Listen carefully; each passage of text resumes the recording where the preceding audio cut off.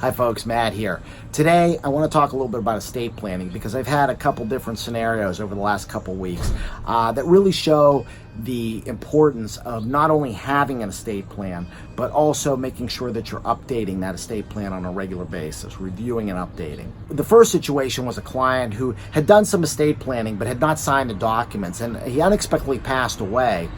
And unfortunately, because those documents were not signed, they were not into effect. So what happens in that case is then now the estate has to go to the courts, and the courts determine who's going to get the assets. So the client could not dictate where he wanted assets to go, and it also created a lot of infighting among the family. The first step is make sure that you have an estate plan, and that's in force. The second story is about a client, it was actually whose father was very wealthy, had done estate planning, but had not updated beneficiaries in 23 years. And unfortunately, the way he had it structured was his wife was the primary beneficiary, but she predeceased him.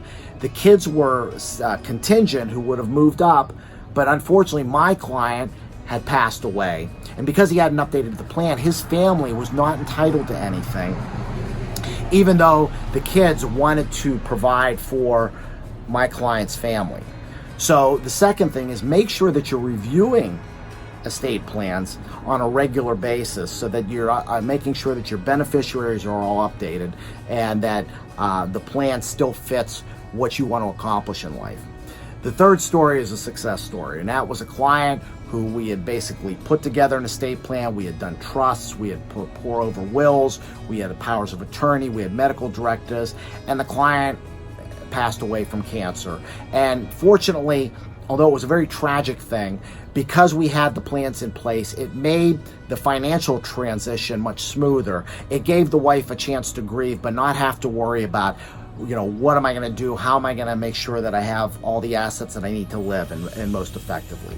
So really the lesson in all of this is twofold. First off, have an estate plan. 68% of Americans don't even have a will.